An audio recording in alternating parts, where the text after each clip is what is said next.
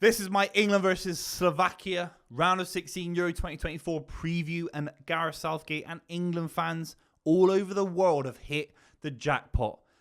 Switzerland away, and I know Switzerland are better than Italy. They've obviously just beaten them, and they've had a better tournament on form as well. But I think all England fans can sit there and say, if we can't beat Switzerland, who have got such a limited record in international football, it's an unbelievable blessing for Gareth Southgate. The route to the final now does not consist of Italy, does not consist of France, does not consist of Germany, Spain or Portugal. All those sides will be on the other side of the draw. And now Italy have been knocked out. You think a run of Slovakia, Switzerland, Romania, potentially Austria as well, is an unbelievable draw of the highest magnitude. It really is. It really is. And Gareth Southgate is so lucky in so many respects because we've been so poor.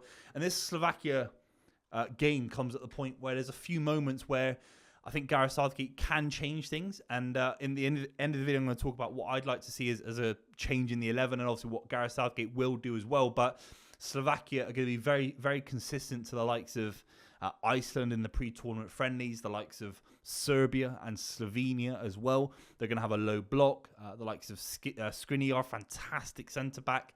And he's come out in the press and kind of semi-slagged off England for being long ball England, which he's got a point. We've been shocking on the ball and we've punted it long to Harry Kane far too many times. This is a golden opportunity for not only Gareth Southgate to get the result needed past Slovakia. Look, if we can't beat Slovakia at this stage of our progress as a nation with the amount of players playing at high levels, then I don't know what world we're living in, to be completely honest with you. And that's not me being cocky. Slovakia are dangerous. They've done very well to get out of the group. They're going to be defensively rigid. But this England side, it's the first real test. And I think there's numerous football critics come out and pundits and sort of describe tournament football as two different tournaments. The group stage is just a mini league. You grind out results, and knockout football is completely different. And that is a beautiful opportunity for Gareth Southgate to find moments where he can convert England fans back into believing. I think the whole country's flat. I think there's this general election coming up. I think there's a lack of optimism in the neutral. I think you go around especially where I live in London, you think, is the vibe of it coming home, is it strong at the moment? And it's not. It's not strong at the moment. I'm not getting that sense that people believe it can come home in the same way it did in 2018, 2021, whether for right or for wrong. But this is a big opportunity for Gareth Southgate to correct that and actually bring some optimism. It's not just about the result in the knockout stages. It is about a performance where you're starting to see the kindlings of belief where we can go and beat Switzerland, who are absolutely fantastic. And there's no disrespect to Switzerland. The likes of Granit Xhaka, the likes of Rodriguez, left wing back, he's been a Vargas. They've been absolutely superb. And the way they dominated Italy, it was a bit embarrassing from the Italians and Spalletti, really. And there'll be a big inquest about his future at Italy, really. Losing to Switzerland is absolutely criminal, really, for an Italy manager wearing a Prada jacket, a knitted Prada jacket. He'll have to take that home now because he's not currently managing the Euros. So it's a different one. It's a unique one. Slovakia is a big opportunity for the one player that obviously is going to come into the side. It's that kind of rumour where it's obvious at this point what's going to happen, and that is Kobbie Mainoo. Kobbie Mainoo, when he came on against Slovenia, he moved the ball so well. He moved it quick. He'd get the ball, and sometimes he just open his body and play it first time as the ball's rolling past his body. It's so simple. But we've had England midfielders this tournament, the likes of arguably even Declan Rice has been culpable of taking too many touches. Obviously, I think Scholes has picked up on that as well on his Instagram feeds, sort of talking about that Declan Rice takes too many touches. Trent certainly took too many touches. Conor Gallagher was completely anonymous against Slovenia as well. So Kobbie Mainoo comes in, he moves the ball quicker, he opens up that back five for Slovakia, that 4-5-1 at least, and kind of breaks the lines between the defence and midfield, and kind of allows the likes of Phil Foden if he starts, Anthony Gordon if he starts. We'll talk about my preferred 11 in a minute.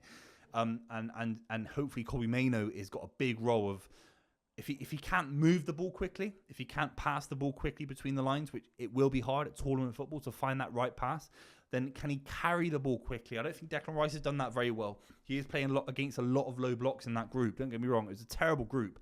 And actually, if you defend Gareth Southgate, The rest of the group wasn't high scoring. The rest of the group was very, very negative, very, very low scoring. So it's not just England's contribution. It's one out of 4 sides in the group. The other sides were really flat. So maybe it alludes to the idea that England were ready to go a little bit more. And it was just, we ran into a group that was very, very negative as opposed to other sides that have been a little bit more open. That's just an idea anyway. My preferred 11 would be obviously Kobbie Mainoo would start. Now, I like Adam Wharton, but when he gets a knockout football, if he's not even been given a minute, I think it's ridiculous in the first place, to be completely honest with you. Why take him? Why not take an extra left back? Why not take Colwell or Ben Chilwell? Someone at left back if you're not going to play Adam Wharton for a minute. It's just a waste. There's 26 men and we can't get 2 fit left backs. Criminal. But my big change would be you take Phil Foden out. And at the start of the video, I talked about how it's this kind of lottery for Southgate. He's won the jackpot. He's won the Thunderbolt, 250k. Thunderbolt. And the other one is that Phil Foden obviously had a new child this week, and he has to fly back to Manchester to kind of be there with his partner. I think it gives Gareth Southgate the biggest excuse to drop Phil Foden. And if I'm the England manager, I'm playing Phil Foden. I'm not the England manager. We've got a guy who's completely inept tactically. And I think as soon as Anthony Gordon came on, he knew exactly what the limitations were of this England side. He got the ball and he drove with the ball independently. He was doing things. He saw what was happening. He's obviously probably seen the outcry of England fans in the whole group, and made a decision. As soon as I get the ball, I've got 2 minutes to impress. I mean, it was ridiculous in the first place. I'm going to knock the ball as soon as I can past the right back. It went for a throw-in, but it was the right idea.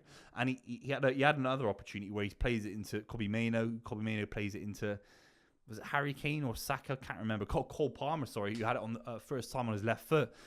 So Anthony Gordon, for me, comes in for Phil Foden. You keep Jude Bellingham in there. If things are getting tough with Slovakia, to limit the counter-attack from them, you have to score if you're Slovakia to stay through. You can't have a 0-0 in this game. Maybe they'll be trying to take it to penalties. Jude Bellingham can drop into that midfield with Kobbie Mainoo, with Declan Rice, and give support in that regard. So as much as I think Phil Foden works better in the 10, and there's a world you could drop Jude Bellingham, I think if Phil Foden gives you that excuse a little bit not to play him and bring him back for 20, 30 minutes in this game as a substitute, then I think you take it. If you're as limited as Gareth Southgate is. Saka, no left back, please. It's absolutely crazy. I'm hearing about Konsa playing. I wouldn't mind that. I think he's a very, very good defender. I really do. For me personally, it'd be Joe Gomez instead of Konsa because of his, at Charlton Athletic, in big Liverpool campaigns, he's played at left back. So for me, Joe Gomez has to play at left back versus Kieran Trippier. I think he's got a better left foot than Kieran Trippier. I don't know about Konsa at left back. I'm seeing a lot of heat maps when he's played for Aston Villa in the last 100 games. And they've basically all been at right back or centre back or even left centre back, but not left back. Joe Gomez has got hundreds of games in his career at left back, so that's a big difference. So for me, it's the same. I'd just swap Anthony Gordon for Phil Foden and Kobbie Mainoo. But an understanding from what I've read is that it will just be one swap, and that will be Trippier, who comes in if he's fit. Obviously, I'd rather have Trippier in my 11 as well. I'm not sure if he's fit. Kieran Trippier. Phil Foden's going to start with Kobbie Mainoo in midfield as well. So that is going to be the 11. Let me know what you think in the comments down below. But we have to be beating these 2-0, 3-0, keeping a clean sheet. We've had a good defence this tournament. I think Mark Gay's been fantastic. John Stones, again, completely underrated and underwritten in the kind of press, in my opinion, from football fans. They don't want to back Carl Walker. They don't want to back John Stones. They've been absolutely superb in this tournament yet again. They have. So has Jordan Pickford and Mark Gahey. So far, Mark Gahey's player of the tournament for England, and I want it to be another game of success for Gareth Southgate and another game of success for that back line. If we keep it tight at the back, we'll hit them on the counter when they need to go and get a goal, whenever that is, and it could be 2 or 3-0 in my honest opinion. But there are a lot of England fans thinking it's an Iceland all over again. Hopefully, we've got a little bit more self-reflection, self-reverence to understand the qualities we've got, and we should never be losing to these lot. And if I'm wrong, then I'll hold my hands up. But I think we're beating 2-0. Let me know what you think in the comments down below. I'll see you very soon.